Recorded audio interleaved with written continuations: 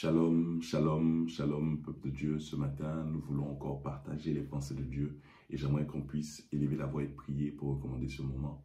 Éternel, mon Dieu, mon roi, nous voulons te prier afin que tu prennes le contrôle de ce moment, que tu sois l'alpha et l'oméga de ce moment, que tes pensées soient communiquées et que nous soyons, Seigneur, attentifs, capables de cerner, discerner, de pouvoir manger cette parole, de pouvoir la consommer, de pouvoir la laisser dans notre cœur et qu'elle nous fasse la transformation à l'intérieur et que cela soit valable jusqu'à l'extérieur. Nous te prions afin que ce moment soit sous ta direction, car tu es notre Dieu et nous voulons nous soumettre à toi au nom de Jésus-Christ. Amen.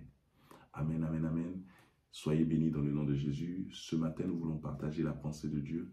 Et cette pensée qui est là pour ce matin, c'est: est-ce que Dieu nous tend l'oreille? Est-ce que lorsque nous prions, est-ce qu'il nous tend l'oreille? Est-ce qu'il nous écoute? Est-ce qu'il est attentif à nos prières? Et une personne nous avait dit comme ça que depuis des années, une femme, elle priait pour le changement de son mari qui était alcoolique et elle ne voyait pas la solution, elle ne voyait pas la chose arriver et elle était vraiment déconcertée, découragée et elle ne savait pas ce qu'il fallait faire. Et nous l'avons incité à continuer à prier car c'était ça la solution. Ne pas s'arrêter, continuer, persévérer dans la prière car notre Seigneur entend toutes nos prières. Et ce matin, nous voulons partager plusieurs versets bibliques et le verset va être dans le livre de Matthieu, Matthieu chapitre 26, du verset 39 au verset 42, Matthieu 26, 39 à 42. Je fais la lecture de la parole. Puis, ayant fait quelques pas en avant, il se jeta sur sa face et pria ainsi: Mon Père, s'il est possible que cette coupe s'éloigne de moi, toutefois, non pas ce que je veux, mais ce que tu veux. Verset 40, et il vint vers les disciples qu'il trouva endormis, et il dit à Pierre: vous n'avez donc pu veiller 1 heure avec moi? Veillez et priez afin que vous ne tombiez pas dans la tentation. L'esprit est bien disposé, mais la chair est faible.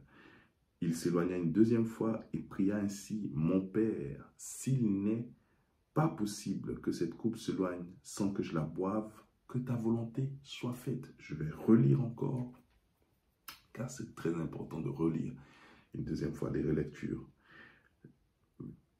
Puis, ayant fait quelques pas en avant, il se jeta sur sa face et pria ainsi: mon Père, s'il est possible que cette coupe s'éloigne de moi, toutefois, non pas ce que je veux, mais ce que tu veux. Et il vint vers les disciples qu'il trouva endormis et il dit à Pierre: vous n'avez donc pu veiller 1 heure avec moi?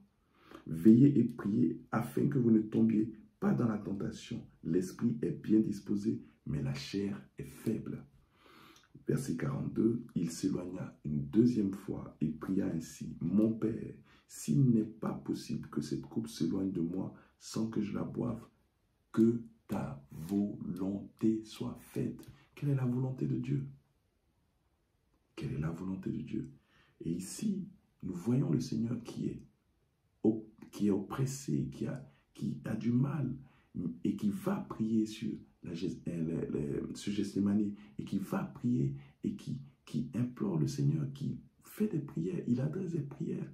Seigneur, est-ce que c'est possible que cette coupe-là s'éloigne de moi? C'est la même chose pour cette femme. Seigneur, est-ce que mon mari peut arrêter de boire? C'est la même chose pour toi. Est-ce que, Seigneur, je peux réussir dans tel domaine? Est-ce que, Seigneur, je peux avoir la paix dans mon foyer avec mes enfants? Est-ce que je peux? Est-ce que je peux? Est-ce que je peux? Oui, tu fais ces prières, tu les adresses au Seigneur. Et la question, c'est de savoir, est-ce qu'il nous tend l'oreille? Est-ce que Dieu nous tend l'oreille? Et cette femme-là avait eu un découragement, mais il fallait qu'elle persévère. Jésus est venu, il avait cette oppression, il avait ce sentiment-là que ça allait être compliqué. Mais il dit à la fin: que ta volonté soit faite. Oui, c'est ce que chaque chrétien doit pouvoir dire lorsqu'il adresse une prière, lorsqu'il ne voit pas la chose arriver, lorsqu'il attend depuis des années. Que ta volonté soit faite. Moi, j'ai prié, je sais que tu m'entends, je sais que tu m'écoutes. Que ta volonté soit faite. Et si nous lisons encore, nous voyons que à partir de Matthieu 27, versets 45 à 46, nous voyons une chose qui est dite par le Seigneur lui-même. Matthieu 27, verset 45. Depuis la 6e heure jusqu'à la 9e, il y eut des ténèbres sur toute la terre. Et vers la 9e heure, Jésus s'écria d'une voix forte, « Élie, Élie, lama sabachthani » c'est-à-dire, mon Dieu, pourquoi m'as-tu abandonné? Oui, Dieu, mon Dieu, pourquoi m'as-tu abandonné? Et là, le Seigneur fait ce cri. Parce que pour accomplir la volonté de Dieu, il y avait cette impression que Dieu avait abandonné. Et cette femme qui était venue parler de son mari avait l'impression que Dieu l'avait abandonné. Et toi-même, il y arrive des moments où tu as l'impression que Dieu t'a abandonné. Et tu ne sais même plus quoi penser, quoi faire. La chose à faire, c'est fléchir les genoux et continuer à prier. Et là, il faut comprendre une chose. Il n'y a pas d'autre chose à faire. Car il faut savoir que Dieu a un plan, il a une volonté parfaite. Il veut le meilleur pour toi. Et le choix qu'il fait de ne pas répondre simplement à ta prière fait partie d'un plan qu'il a certainement envie de mener jusqu'au bout pour ton bien. Si Jésus-Christ avait eu gain de cause au jardin de Gethsémani et qu'il n'avait pas bu la coupe, mais toi et moi, nous ne serions pas sauvés, nous n'aurions pas la libération, nous ne serions pas rachetés, le sang de l'agneau ne serait pas coulé. Il fallait absolument que la volonté de Dieu, c'est-à-dire que Jésus-Christ aille à la croix de Golgotha, s'accomplisse. Et cette volonté, souvent, elle est manifeste dans nos vies. Et nous prions, et nous ne voyons pas les résultats, et nous ne voyons pas l'accomplissement. Et nous avons l'impression que Dieu ne nous entend pas. Si, il nous entend. Mais il a une volonté parfaite qu'il veut manifester. Et Jésus-Christ l'a dit dans le verset, le dernier verset, le verset 42 de Matthieu 26. Que ta volonté soit faite. Lorsque tu pries. Et pour un sujet, il faut persévérer. Et quand tu vois que la situation n'évolue pas, sois sage et dis à Dieu que ta volonté soit faite. Parce que je sais une chose, quand j'ai prié, tu m'as entendu. Quand j'ai prié, tu as tendu l'oreille vers moi et tu as écouté ma prière. Chaque prière que nous formulons, sachant une chose, Dieu tend toujours l'oreille. Et on peut avoir l'impression de se dire, mais c'est pour la gloire de Dieu que j'ai prié, mais pourquoi je ne vois pas la réalisation? Tu verras la réalisation. Pourquoi je ne vois pas la réalisation? Dieu a un projet, a un programme, il a un plan, de même que nous-mêmes nous avons des plans. Et même lorsqu'on nous dit, sortez du plan pour faire telle chose, nous refusons. Dieu a un plan, il a un plan. Amen. Et nous devons comprendre que si Jésus-Christ n'était pas parti à la croix de Golgotha, s'il n'avait pas bu cette coupe, nous ne serions pas sauvés. Peut-être que la situation que tu vis actuellement est à dessein de glorifier Dieu, mais Dieu veut être glorifié à sa manière, pas à la manière que nous voulons, mais à sa manière à lui. Amen.